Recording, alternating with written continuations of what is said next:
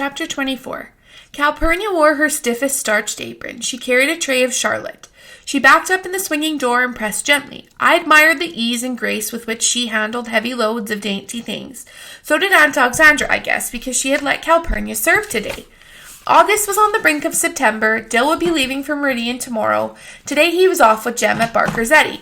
Jem had discovered with angry amazement that nobody had ever bothered to teach Dill how to swim, a skill Jem considered necessary as walking. They had spent 2 afternoons at the creek. They said they were going in naked and I couldn't come, so I divided the lonely hours between Calpurnia and Miss Maudie. Today Aunt Alexandra and her missionary circle were fighting the good fight all over the house.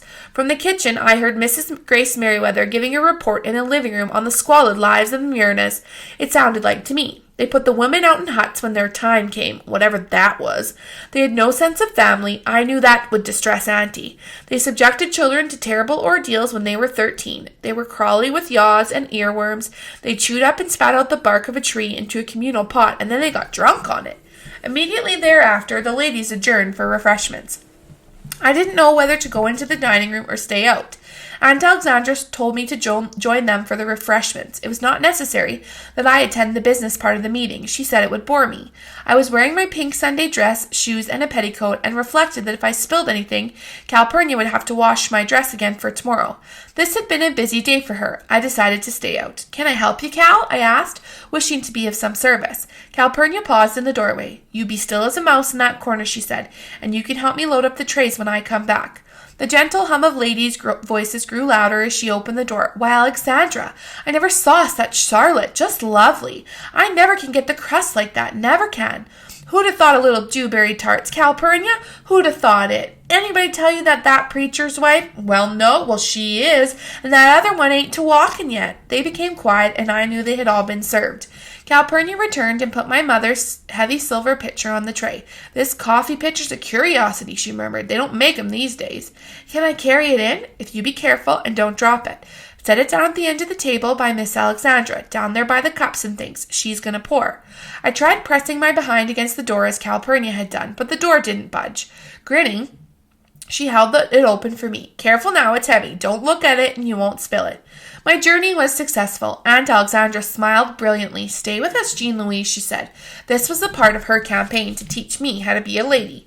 It was customary for every circle hostess to invite her neighbors in for refreshments, be they Baptists or Presbyterians, which accounted for the presence of Miss Rachel, sober as a judge, Miss Maudie, and Miss Stephanie Crawford. Rather nervous, I took a seat beside Miss Maudie and wondered why ladies put on their hats to go across the street. Ladies in bunches always filled me with vague apprehension and a firm desire to be elsewhere, but this feeling was what Aunt Alexandra called being spoiled. The ladies were cool and fragile pastel prints. Most of them were heavily powdered but unrouged. The only lipstick in the room was Tangy Natural. Cutex Natural sparkled on their fingernails, but some of the younger ladies wore rose. They smelled heavenly. I sat quietly, having conquered my hands by tightly gripping the arms of the chair, and waited for someone to speak to me. Miss Maudie's gold bridgework twinkled. "You're mighty dressed up, Miss Jean Louise," she said. "Where are your breeches today?" "Under my dress?" I hadn't meant to be funny, but the ladies laughed. My cheeks grew hot as I realized my mistake.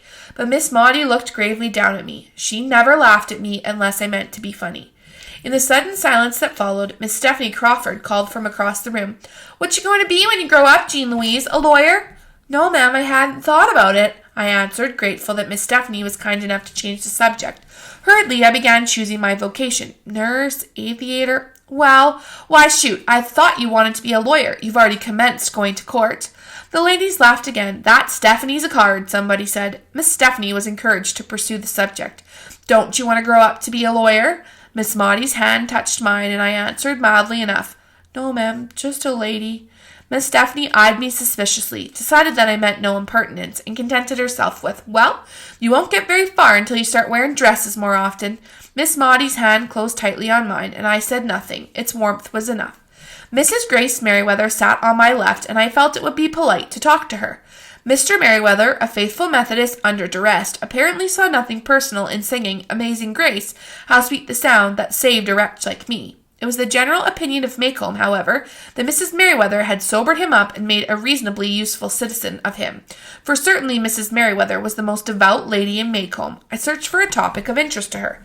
"What did you all study this afternoon?" I asked. "Oh, child, those poor Myrnas," she said, and she was off. Few other questions would be necessary. Mrs. Merriweather's large brown eyes filled with tears when she considered the oppressed. "Living in that jungle with nobody but J. Grimes Everett," she said. "Not a white person will go near him but that saintly J. Grimes Everett." Mrs. Merriweather played her voice like an organ. Every word she said received its full measure. The poverty, the darkness, the immortality, nobody but J. Grimes Everett knows. "You know, when the church gave me that trip to the campgrounds, J. Grimes Everett said to me—" "Was he there, ma'am?" I thought. "Home on leave," J. Grimes Everett said to me. He said, "Mrs. Merriweather, you have no conception of what we are fighting over there." That's what he said to me. "Yes, ma'am." I said to him, "Mr. Everett," I said, "the ladies of the Maycomb, Alabama Methodist Episcopal Church South are behind you 100%.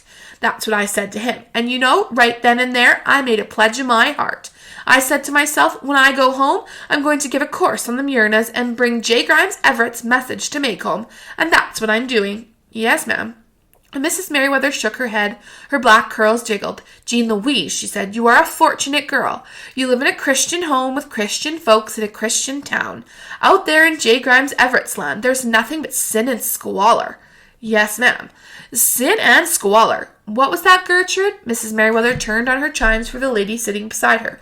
"Oh, that. Well, I always say forgive and forget. Forgive and forget. Thing that church ought to do is help her lead a Christian life for those children from here on out. Some of these men ought to go out there and tell that preacher to encourage her." "Excuse me, Mrs. Merriweather," I interrupted. "Are you talking about May Eliewell?" "No, child. That darkie's wife. Tom's wife. Tom Robinson, ma'am."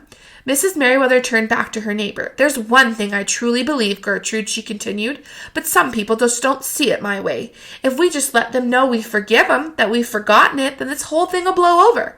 Mrs. Merriweather?" I interrupted once more. "What'll blow over?" Again she turned to me. Mrs. Merriweather was one of those childless adults who find it necessary to assume a different tone of voice when speaking to children. "Nothing, Jean Louise," she said in a stately largo. "The cooks and the field hands are just dissatisfied, but they're settling down now. They grumbled all next day after that trial." Mrs. Merriweather faced Mrs. Farrow. "Gertrude, I tell you there's nothing more distracting than sulky darky. Their mouths go down to here, just ruins your day to have one of 'em in the kitchen. You know what I said to my Sophie, Gertrude? I said, 'Sophie,' I said, 'you simply are not being a Christian today. Jesus Christ never went around grumbling and complaining, and you know, it did her good.' She took her eyes off that floor and said, 'No, ma'am, Miss Merriweather, Jesus never went around grumbling. I tell you, Gertrude, you never ought to let an opportunity go by to witness for the Lord.'" I was reminded of the ancient little organ in the chapel at Finch's Landing. When I was very small, if I had been very good during the day, Atticus would let me pump its bellows while he picked out a tune with one finger. The last note would linger as long as there was air to sustain it. Mrs. Merriweather had run out of air, I judged, and was replenishing her supply, while Mrs. Farrow composed herself to speak. Mrs. Farrow was a splendidly built woman with pale eyes and narrow feet. She had a fresh, permanent wave, and her hair was a mass of tight grey ringlets. She was the second most devout lady in Maycomb. She had a curious habit of prefacing everything she said with a soft, sibilant sound. "Says Grace," she said, "it was just like I was telling Brother Hudson the other day. Says, Brother Hudson, I said, looks like we're fighting a losing battle, I said. Says it doesn't matter to him one bit. We can educate him till we're blue in the face, but we can try till we drop to make Christians out of him.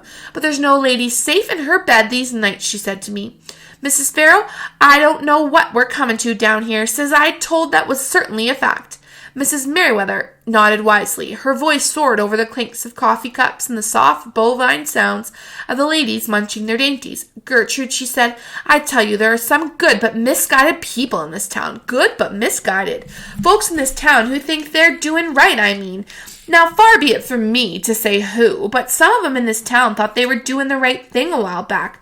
But all they did was stir 'em up. That's all they did. Might have looked like the right thing to do at the time, I'm sure. I don't know. I'm not read in that field, but sulky, dissatisfied. I tell you, if my Sophie had kept it another day, I would have let her go. It's never entered that wool of hers that the only reason I keep her is because the depression's on, and she needs her $1.25 every week she can get it. His food doesn't stick going down, does it?" Miss Maudie said it. 2 tight lines had appeared at the corners of her mouth. She'd been sitting silently beside me, her coffee cup balanced on one knee. I had lost the thread of conversation long ago, when they quit talking about Tom Robinson's wife, and had contented myself with thinking of Finch's landing in the river. Aunt Alexandra had got it backwards. The business part of the meeting was blood-curdling. The social hour was dreary. "Maudie, I'm sure I don't know what you mean," said Mrs. Merriweather. "I'm sure you do," Miss Maudie said shortly. She said no more. When Miss Maudie was angry, her brevity was icy. Something had made her deeply angry, and her gray eyes were as cold as her voice. Mrs. Merriweather reddened, glanced at me, and looked away. I could not see Mrs. Farrow. Aunt Alexandra got up from the table and swiftly passed more refreshments, neatly engaging Mrs. Merriweather and Mrs. Gates in brisk conversation. When she had them well on the road with Mrs. Perkins, Aunt Alexandra stepped back. She gave Miss Maudie a look of pure gratitude, and I wondered at the world of women. Miss Maudie and Aunt Alexandra had never been especially close, and here was Auntie, silently thanking her for something. For what? I knew not.